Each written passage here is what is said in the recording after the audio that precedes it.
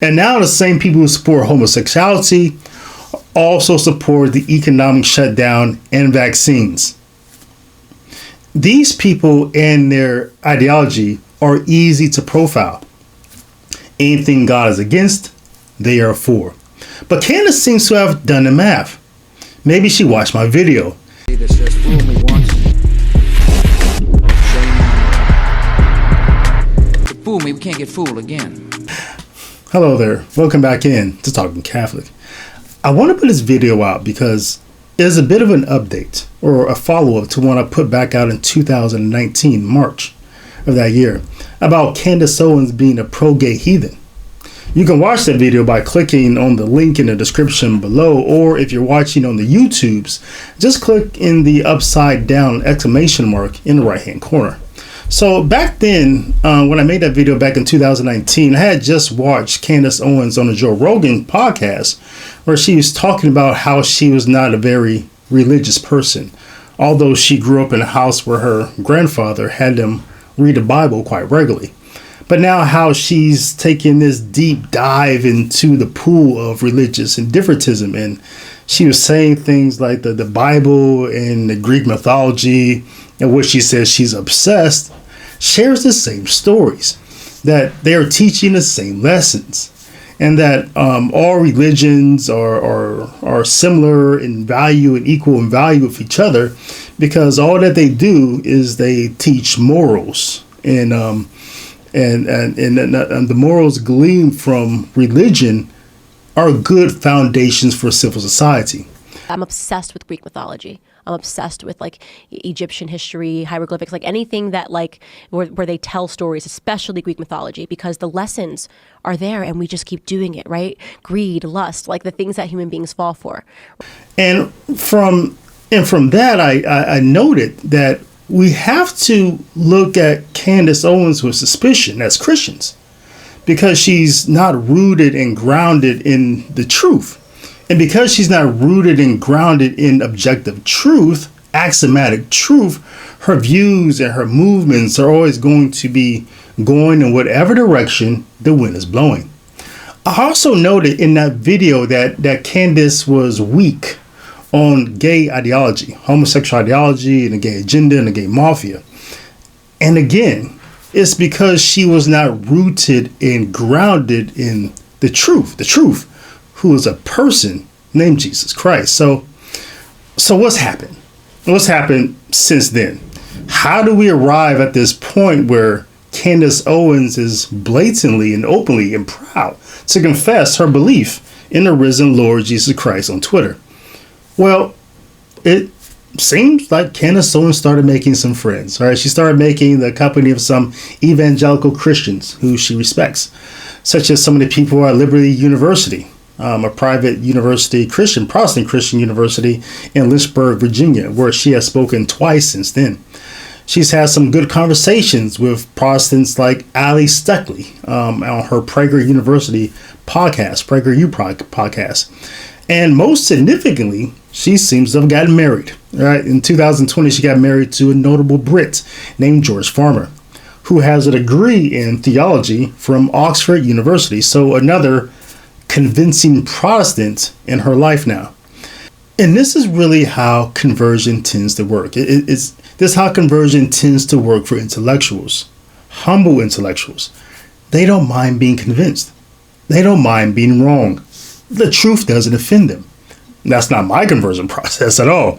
I wasn't a humble intellectual. I was a very prideful one. If you didn't agree with me, you were stupid, right? And really not worth my time listening to. So good for Candace for following the truth.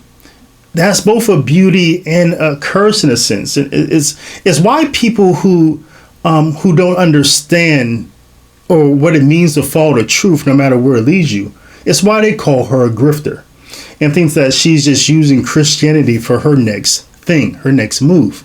I don't think so. Because I've also noticed that Candace has moved away from her support of LGBTism. These things tie together.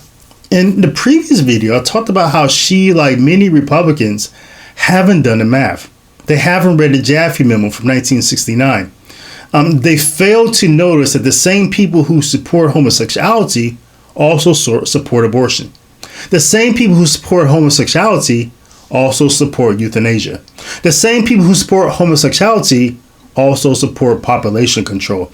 The same people who support homosexuality also support abortion and globalism.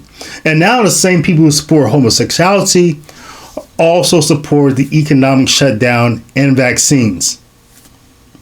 These people and their ideology are easy to profile. Anything God is against, they are for. But Candace seems to have done the math. Maybe she watched my video, and maybe she began to see through this election cycle and through the Black Lives Matter movement how closely the LGBT agenda is tied to the socialist and communistic agenda to deconstruct tradition, deconstruct community and civil society, and to kill God. So again, kudos to Candace for evolving. I said before I thought she was smart enough to get the resurrection question right, and she did. I thought she was smart enough to do the math on the LGBT agenda, and she did.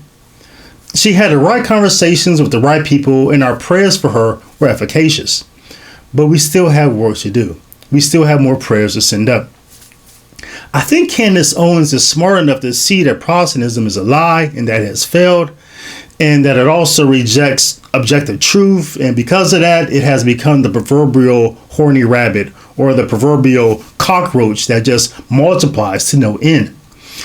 I think Candace is smart enough to see that Protestantism itself is the conveyor belt to relativism and secularism.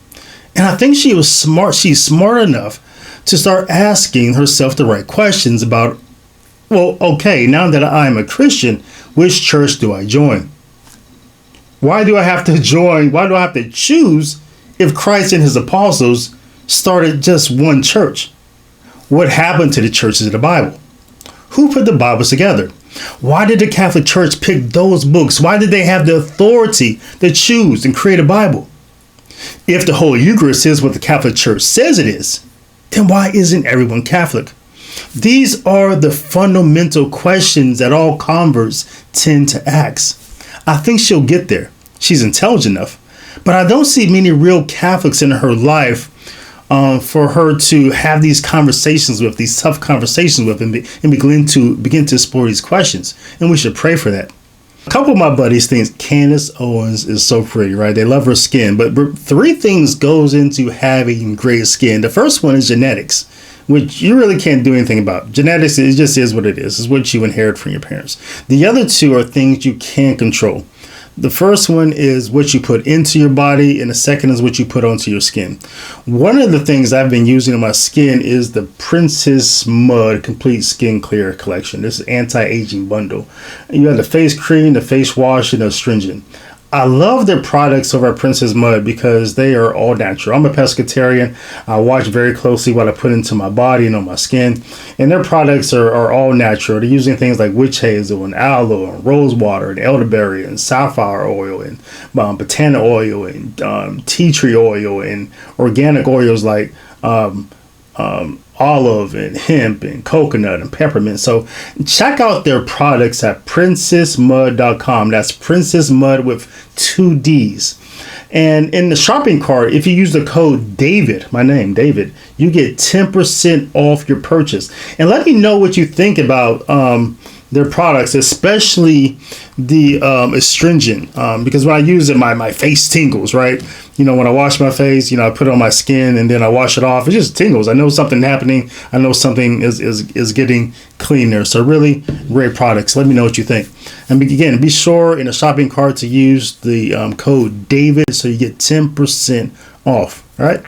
But until then, and until next time, blessings and shalom to you and to yours. Hi, everybody. Thank you for watching. Subscribe here to get the latest from the show. Also, be sure to check out the content you've missed. If you'd like to keep supporting my work, consider joining my team on Patreon, where you'll be gifted great perks like books, hoodies, and mugs. Thanks again.